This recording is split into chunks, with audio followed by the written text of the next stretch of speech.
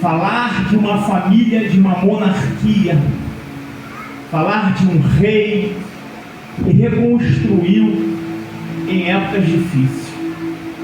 Há 300 anos atrás, a palavra de Deus ela vai narrar após a divisão do reino, após a queda de Salomão, em que o reino de Israel se dividiu entre reino do norte e reino do sul. Interessante que houve uma desconstrução. O reino do norte, ele tinha como Jeroboão seu rei, e Jeroboão ele começa a desconstruir tudo aquilo que o Senhor tinha instituído como família para o seu povo. E vai me chamar a atenção que a primeira coisa que Jeroboão ele vai fazer é tirar a capital de Jerusalém e vai colocar em Samaria. A segunda coisa que ele vai desconstruir, ele vai pegar e vai construir um templo, uma cópia do templo que tinha em Jerusalém, em Samaria, para que o povo que estava na tribo do norte não fosse em Jerusalém adorar. Segunda desconstrução. A terceira desconstrução, a Bíblia nos narra dizendo que ele vai pegar e vai substituir a Torá, a palavra de Deus, e vai criar uma Torá samaritana. Ou seja, vai mudar os mandamentos. A primeira desconstrução é a capital. A segunda desconstrução, ele vai tratar justamente e ensinando ao povo de forma errada, em que o povo deveria ir não a Jerusalém, mas ir a Samaria. E a terceira desconstrução era tirar o povo do foco da palavra e criou vãs filosofias para levar o povo para caminhos errados. Meu Deus! Mas tinha uma quarta e uma quinta, e eu começo a pregar. Eita glória! A quarta desconstrução, eles pegam um bezerro de ouro e constroem, colocam no altar e tira a adoração de Deus para a adoração de ídolos. Meu Deus! E a última desconstrução, depois de mudar a capital, depois de mudar o templo, depois de mudar a Torá, ele muda os sacerdotes. Os sacerdotes vinham da tribo de Levi. Agora eles pegam os sacerdotes, pessoas que para eles achavam que eram de influência, e colocam para ministrar para o povo. Sabe o que eu aprendo aqui com a palavra de Deus nessa noite? Houve uma desconstrução total. Houve uma bagunça total. Mudaram todo um cenário, mas existia e existe um Deus no céu que nada passa desapercebido. Há famílias que chegaram aqui, que criou o filho do Evangelho. A tua filha pregava, o teu filho pregava como a minha. Existem famílias aqui com valores tão grandes que a esposa dirigia ciclo de oração, o esposo fazia parte do grupo do evangelismo, só que durante a caminhada tudo foi desconstruído pelas formas que o mundo tem de bater forte na família quando ela se posiciona diante de Deus. Eita Jesus! Nessa noite o Espírito de Deus veio ateloso com essa palavra. Há 300 anos atrás, Deus levanta um profeta anônimo, que a Bíblia não diz o seu nome, 1 Reis, capítulo de número 13, e vai profetizar contra o altar de Jeroboão, e vai dizer que haveria de nascer um que iria mudar a história do povo. Glória!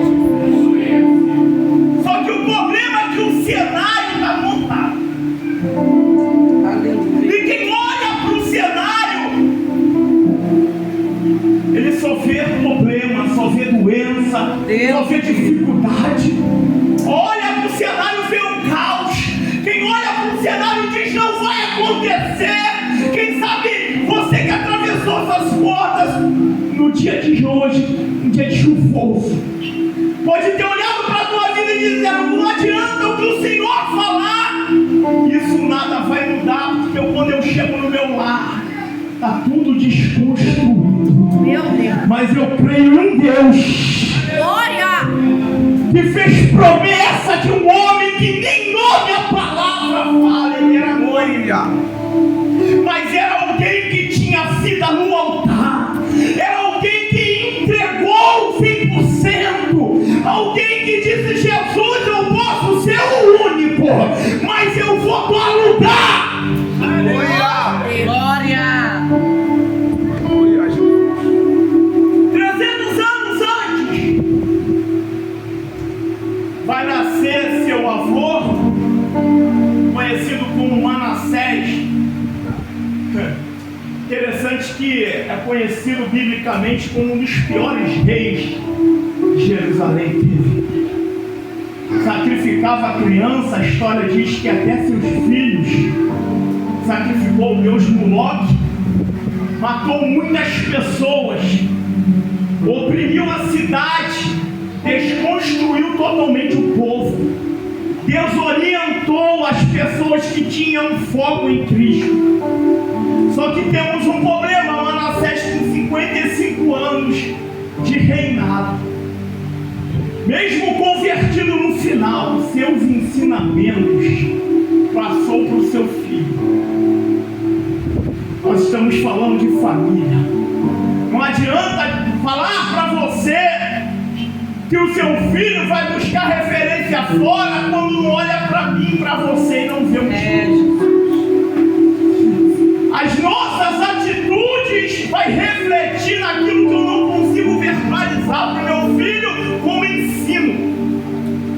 E aí eu entendo que Manassés, ele tenta no final da sua vida deixar o ensinamento, mas a vida que ele levou atrás, as atitudes dele, diz para Amon, seu filho, continue o que eu fiz.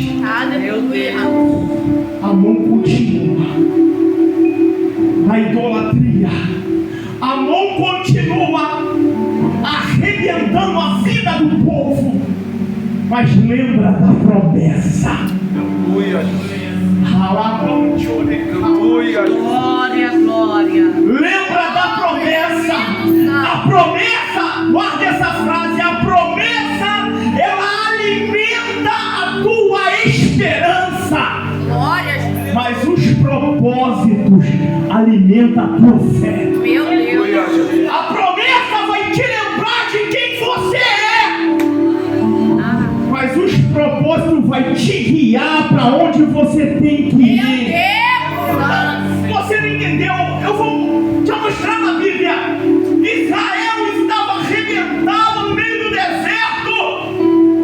E a palavra é: eu levo a Canaã. Meu Deus. Só que Deus não falou para Israel que a barriga ia doer com fome. Só que Deus não falou para Israel que iria faltar água. Só que Deus não falou para Israel que a roupa, ela seria a mesma até o final da jornada. Meu Deus. Ele não revela como faz, mas se ele disse vai chegar, tu vai chegar. Oh, Espírito Santo. Lembra de José? José, ele revela através dos seus sonhos. Mas Deus não disse para José que iria ser vendido pelos seus irmãos. Meu Deus. Deus não disse para José que iria ser jogado dentro de um poço, que iria para o Egito, que iria parar na casa de Potifar, que iria ser caluniado. Deus não disse para José que ele seria preso. Não, você vai entender. Mas Deus disse que tu vai chegar no Egito e vai governar. Aleluia. Tu vai pegar.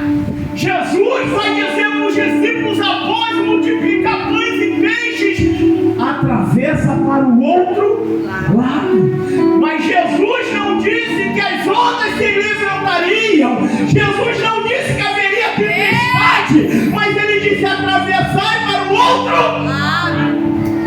Aleluia. Jesus. Você vai gritar. Amante, orei, Meu Deus. na glória, Senhor. Oh, Jesus. As promessas, ela vai alimentar a tua esperança. Glória. Mas os propósitos vão guiar os teus pés. Aleluia. Tá bom? Corre, Manassés. 55 anos. Aí o filho olha, pai. Aí se converte. Não dá tempo. Fica com as atitudes. Continua fazendo as idolatrias, mortes. Fazendo o povo pecar. Fez tão pior que o pai que em 2 anos o próprio servo matou ele. Só que nós temos um problema agora. Que nasce um jovem. Ele tinha 8 anos de idade. O nome dele era Josias. Eita glória. Ele era único. Deus. Mas ele era alguém que nasceu de uma promessa. Eu não sei você, mas eu tenho uma palavra de Deus para tua família, para tua casa hoje. Você nasceu de uma promessa. Você nasceu de uma promessa.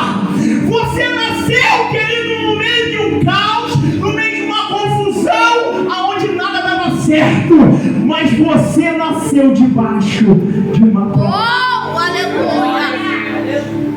A história diz: 8 anos ele governa. E com 8 anos governando, ele era muito jovem. Há pessoas que poderiam olhar e dizer: vai dar certo. Não tem experiência nenhuma. Isso aí é fogo de palha. Isso aí é mais um.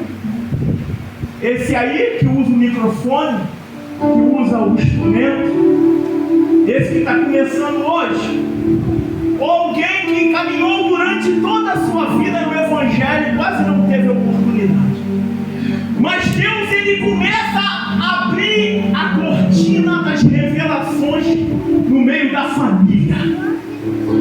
E a Bíblia vai dizer que o jovem de 8 anos, ele é colocado como rei. Tem muita gente que vai dizer prematuro.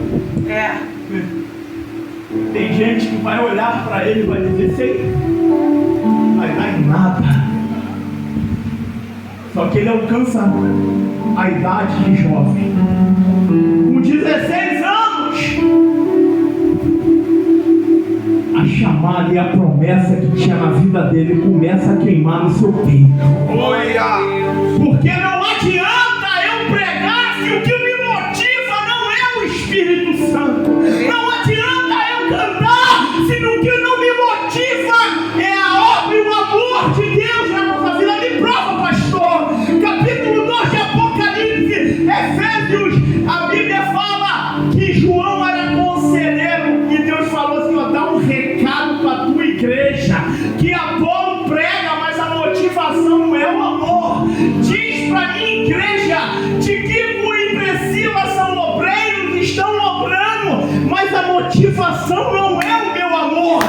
Diga para Efésios, João, que Apolo, Priscila, Áquila são obreiros com inúmeras qualificações, mas a motivação não é o meu amor. Qual é a palavra, Senhor, que eu tenho para Éfeso?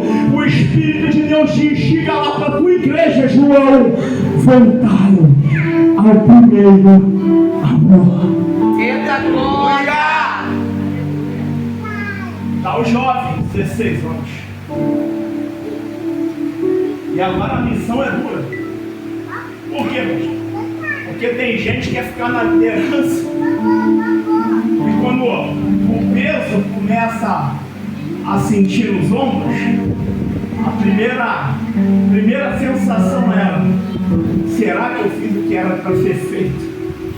Será que eu deveria ser consagrado? Começa a colocar teu chamado em xeque. Começa a olhar para a tua vida e dizer: Jesus, Mas a minha casa é assim, os meus filhos é desse jeito. E Jesus está olhando para você e está dizendo: o meu chamado começa contigo. Aleluia. Lá vai o jovem de 16 anos. Eu quero sua atenção, irmãos. Eu sei que não tenho muito tempo, mas eu tenho tempo suficiente para te entregar. Ele começa a fazer algo que eu e você, se tivéssemos no lugar dele, ficaríamos preocupados em fazer, mas ele foi ousado. Jesus. E o que ele começa a fazer? Ele começa a contratar pedreiros, carpinteiros, começa a pegar todo o dinheiro que tinha, vamos investir, vamos reconstruir aquilo que está desconstruído. Aleluia. Deus tem uma palavra para mim e para você. Enquanto nós se sabotar para querer não construir aquilo que Ele mandou fazer, a nossa vida não vai andar da maneira como Ele chamou para andar. Queira ou não queira, se o pai dele, como Manassés, avô dele como Manassés, errou, idolatrando e ensinando a errar, o problema é dele. Se o meu pai que é amor errou, o problema é dele. Meu Deus. A obra é comigo, o chamado é comigo. Pastor, seja mais claro. Se a sua esposa não vai, se o seu marido não vai, a obra começa contigo. A obra, se o teu filho não quer saber de palavra, de evangelho, começa contigo. Não vai dar para trás, não vai desistir, não dá mais para desungir, pastor. Agora precisamos prosseguir em frente, porque a obra é de Deus. Glória. 16 anos. Aí começa a quebrar tudo. Vamos pegar o ídolo, irmão. Vamos quebrar os ídolos. Eles quebram todos os ídolos do templo. Todos os utensílios de Baal.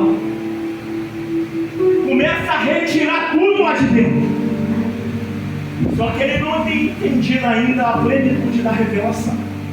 Porque ele está arrancando o que é material. Só que ele não entendeu ainda que a revelação não é de fora para dentro. Meu Deus. Mas é de dentro para fora. Oh, aleluia. Não adianta eu querer mudar fora aquilo que eu não consegui mudar dentro. Meu Deus. Eita, Jesus. Não adianta eu querer lutar. Jeremias capítulo 3, verso de número 16. Pode um leopardo tirar as suas manchas? Pode um etíope mudar a sua cor? Sabe o que Jeremias está dizendo? Eles se acostumaram tanto com o problema que estão presos e não adianta pregar que ninguém vai se converter. Eles precisam ter, na verdade, uma diferença real olhando para a tua vida. Ou seja, Paulo vai nos lembrar que nós somos a Bíblia deles. Meu Jesus. Desse jeito. Coisa linda, Jesus. Ele quebra tudo. Ai, Deus, tu não entendeu ainda. Não adianta quebrar tudo. Não sei se você é da época que tinha o costume de dizer: o pregador foi lá no culto, quebrou tudo. Só que o pregador não entendeu que não é de fora para dentro, é de dentro para fora. Aleluia. Pastor, como Deus faz ele entender? A gente só vai entender quando a gente começar a perceber o que não está mais no nosso meio. Meu Deus. Então, deixa eu ser mais claro para você. Você lembra de Jesus? Pequenininho, saiu de Nazaré, foi a Jerusalém com seus pais. Quando chega em Jerusalém, Jesus passa pelo processo da Páscoa, da festa. E aí o que acontece? Acontece que José e Maria retornam para Jerusalém, para Nazaré. Quando chega em Nazaré, no meio do caminho, 3 dias de caminhada, eles olham para a caravana Está faltando alguém aqui. É assim que Deus trabalha. Meu Deus. O primeiro processo é parar. Tu está muito acelerado. Eita Jesus. Tu está metendo a mão que não é para meter. Tu está dando um salto maior do que teu pé. Você não entendeu que é necessário parar primeiro. Vamos olhar para a caravana. Meu Deus. Vamos ver se ficou alguém para trás. Se ficou alguém para trás, aí a Bíblia diz que José e Maria voltam para Jerusalém para pregar o menino. Pastor, deixa eu entender. Se agora o livro que estava dentro do templo, ele é achado, é porque ele estava perdido. Só pode se achar aquilo que está perdido. Deus tem uma palavra para a tua casa hoje. Deus tem uma palavra para a tua família hoje. Ele vai lá buscar aquele que está perdido. Ele vai lá buscar aqueles que estão esquecidos. Ele vai lá hoje. Isso não é jargão, é palavra. Ele vai voltar se for necessário. E se for necessário, ele te faz voltar para você buscar quem está perdido. Irmão, não tenho costume, mas vamos implementar. Aquela futucada santa. Se tiver ninguém do seu lado, fala pra você mesmo. Glória. Se tiver que voltar, eu volto, mas não fica ninguém pra trás. Glória. Vem voltar, eu volto. Aí tu diz assim, Ninguém Jonathan, pra trás. mas no final de semana, ele chegou em casa de madrugada, doidão, Meu com cheiro de cerveja, com cheiro de droga. E eu olho pra vida dele e não consigo ver uma evolução. Aí você olha pro outro lado da tua casa e você diz, Senhor, mas está indo até para outras religiões, está indo até para outros caminhos. Mas Jesus nunca perdeu de vista uma casa que pelo menos um remanescente vem para cá para poder buscar. Aí está ele, irmão. Achei o livro para ler, você leu o texto. Achei o livro. O que eu faço agora? Só que o problema é vão dar um sumo sacerdote. Só que o sumo sacerdote estava mais no escuro que segue tirando dele. Meu Deus. O sacerdote estava longe, a cabeça dele era outra, os objetivos eram outros, ele estava ali somando. Mas não tinha objetivo. E aí eles vão lembrar de uma profeta. Vão dizer, vamos levar esse livro lá na profeta. Porque tem palavra de Deus para os remanescentes. Aleluia. Aí tu diz, pastor, vamos passar o final. Se Manassés pecou e foi avô, ensinou o filho, que era bom. Amon repetiu os feitos do pai. Natural que Josias iria nascer, iria fazer da mesma maneira. Só que Josias entendeu o que Manassés não entendeu e o que Amon não entendeu. Glória a Jesus. Você vai pegar. Você está aqui hoje, está entendendo. Se o problema do teu avô era esse, deixa teu avô aonde está. Glória. Se o problema do teu pai é esse, corta o cordão umbilical. Se tem gente indo para caminhos que não deve ir, deixa ir.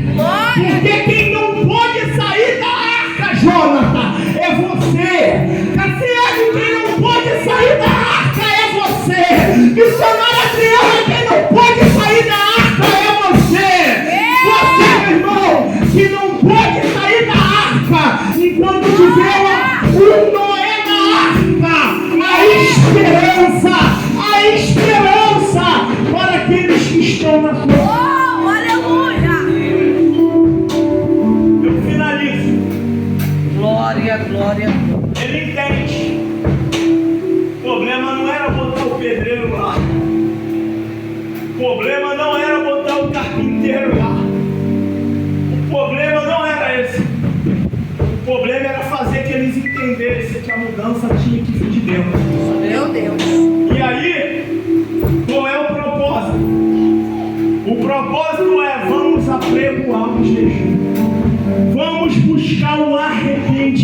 Santo.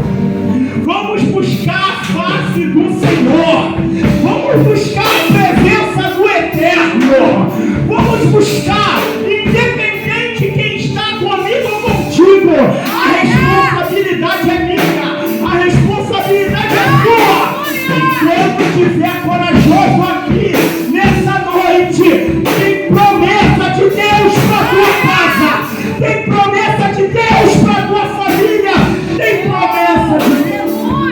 Você pode ficar quieto.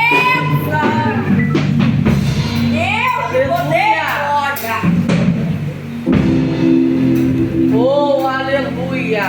Eles pegam o tiro em curto, levantam as paredes, ornamentam, apregou o arrependimento do povo. Agora eles olham para a vida deles.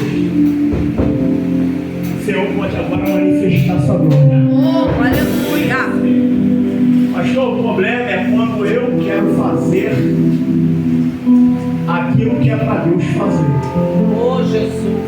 O problema é quando eu tomo a iniciativa como Davi tomou no passado.